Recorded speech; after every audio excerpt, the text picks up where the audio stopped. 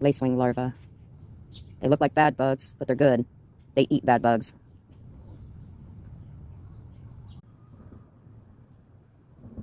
I saw a 2-spotted spider mite, so that might be what it's eating.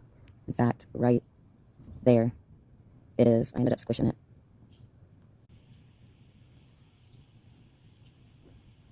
Like I said, they look like bad bugs, but they're good bugs. They eat aphids, scale insects, any soft-bodied insect that ruins your plants, they eat it, and then they turn into the green lacewing as an adult. And they look nothing like it. See it just whenever the 2-spotted spider mite I killed. You're a fast little guy. What you doing, little buddy? You find something else? Or are you resting?